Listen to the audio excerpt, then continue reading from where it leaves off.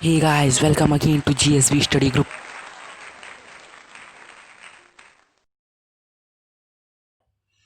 In this video, you are going to watch the Nationalism in Europe Part 2.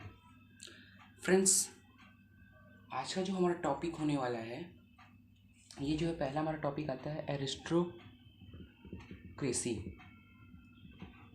Who were aristocracy.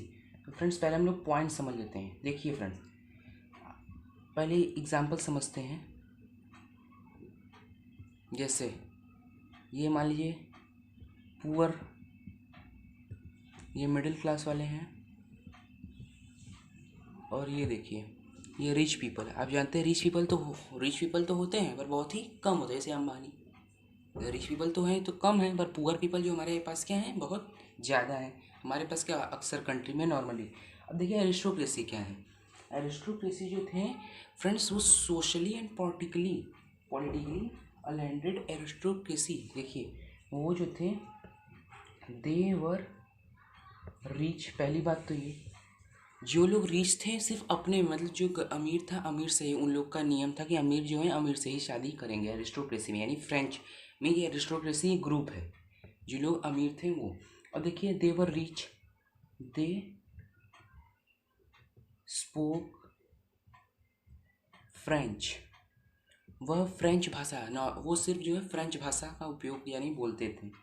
तीसरा बात ये है कि they can buy land in village और town. मतलब कि वो जो है कि ज़मीन जो है वह शहरों में भी खरीद सकते थे और गाँव में भी. और हमारे पास जैसे कि जो लोग जो नीचे वर्ग के पीपल होते हैं, जैसे मान लीजिए पुअर पीपल जो वहाँ के थे, उन लोग को ये उनको अधिकार नहीं था, सिर्फ एरिस्टोक्रेसी को ही था. फ्रेंड्स आपको एरिस्टोक्रेसी टॉपिक समझ में आ गया. पहली बात फ्रेंड्स ये देखिए, एरिस्टोक्रेसी जो थे, देखिए मैंने यहाँ लिखा देवर रिच, और ये जो है फ्रेंच लैंग्वेज बोलते थे. ठीक है फ्रेंड्स, ये समझ में आ गया. अब देखिए एक हमारा टॉपिक आता है लाइब्रलिज्म. फ्रेंड देखिए लाइब्रलिज्म क्या है. फ्रेंड देखिए लाइब्रलिज्म जो है एक ग्रुप है. जैसे नेशनलिज्म आपने सुना है, कि नेशनलिज्म क्या होता है. नेशनलिज्म फ्रेंड्स एक आइडिया है, एक प्रेम है देश के प्रति होता है. नॉर्मली इसका मतलब आप समझ सकते हैं आज़ादी. ठीक है फ्रेंड, लाइब्रलिज्म मतलब आपको समझ में आ गया. अब देखिए लाइब्रलिज्म जो था मिडिल क्लास के लिए बहुत ही हेल्पफुल था. मिडिल क्लास के लिए हेल्पफुल, देखिए ये आपको समझ में आ गया. अब देखिए, अब पहली बात ये है कि आइडिया ऑफ लाइब्रलिज्म आया कैसे. देखिए फ्रेंड्स ये कैसे आया, ये हमारा पॉइंट. देखिए आपको ये सब लिखना पड़ेगा कि देखिए इन अर्ली, ये आपको डेट्स है सभी रिवाइज कर, in early 19th century, 19th century यानी कि इस 19th सेंचुरी के पूर्व यानी पहले जो है कि लाइब्रलिज्म आया, लाइब्रलिज्म का आइडिया आया. और जो फ्रेंड्स मिडिल क्लास के लिए बहुत ही हेल्पफुल साबित हुआ, ये तो आपको समझ गए हैं. अब देखिए लाइब्रलिज्म का मतलब क्या होता है. लाइब्रलिज्म, मीनिंग ऑफ लाइब्रलिज्म इज फ्री होता है फ्रेंड्स, यानी फ्रीडम या फ्री यानी आज़ादी.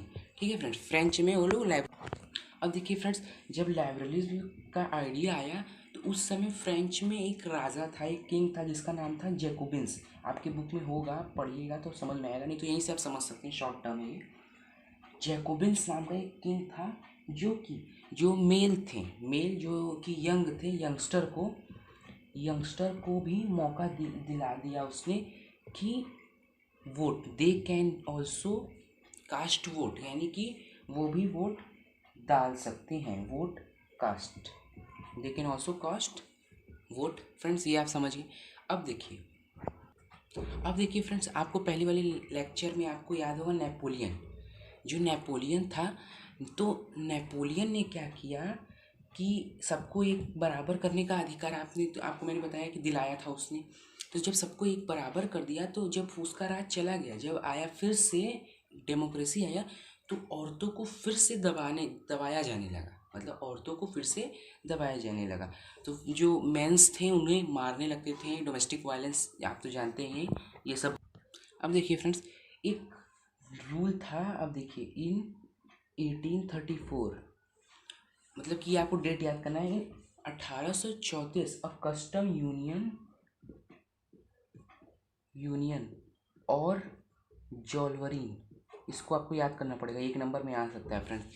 कस्टम यूनियन या जॉलवरीन उसको आप कह सकते हैं, लॉन्च किया गया, वॉज फाउंड विच एबॉलिश, वो क्या एबॉलिश मतलब क्यों किया गया, ये देखिए उसने जो ये क्यों लॉन्च किया फ्रेंड्स, कि जो करेंसीज थी, जो जितनी भी करेंसी हैं, जितने भी रुपए नोट थे, उन्हें 30 से लेकर 32 तक उसे कम कर दिया। अब देखिए फ्रेंड्स, ये आपको नहीं समझ में आया तो देखिए फ्रेंड्स कैसे, जैसे मान लीजिए कि आपके यहाँ इंडिया में जैसे 10 रुपये का नोट चलता है, 20 रुपये का नोट चलता है, वैसे ही वहाँ पर 30 रुपये या 32 रुपये का चलता रहा होगा, तो उसे उसने बंद कर दिया, मतलब उस लॉ के हिसाब से। और देखिए दूसरा काम इस लॉ का ये और हुआ, हेल्पफुल हुआ साबित, कि जो था वो टैरिफ बैरियर, मतलब जितने भी शहर से गांव में जितने भी वो रुकावट वाले थे, सारे सेंटर्स को हटा दिया, टैरिफ बैरियर्स वर रिमूव्ड। ठीक है फ्रेंड्स, रिमूव्ड हो गए। फ्रेंड्स अब ये वीडियो जो है कि बहुत ही लंबी हो जाएगी, तो फ्रेंड्स ये सेकंड पार्ट अपना यहीं पर हम फिनिश करते हैं। थर्ड लेक्चर में आपको हम आगे के बारे में बताएंगे, जो है हमारा टॉपिक होगा, आपको उसमें सब याद हो जाएगा। और फ्रेंड्स आज जितने भी हमने डेट्स हम लोग के आज रिवाइज कर लेते हैं, हम लोग डेट रिवीजन। देखिए फ्रेंड्स, इन 1834 में जॉलवरिन नाम का रूल आया, जॉलवरिन। सेकेंड डेट था हमने 19th सेंचुरी में लाइब्रलिज्म आया। ठीक है फ्रेंड्स, लाइब्रेरियन आया, हमने यहाँ सिर्फ 2 डेट्स पढ़े, 2 डेट्स हमने फर्स्ट पार्ट में पढ़े। आपने अगर फर्स्ट पार्ट नहीं देखा तो आप डिस्क्रिप्शन में लिंक आपको दिया होगा, वहाँ से चेक कर सकते हैं, और नहीं तो आई बटन में आपको लिंक मिल जाएगा। फ्रेंड्स मिलते हैं अब थर्ड लेक्चर में।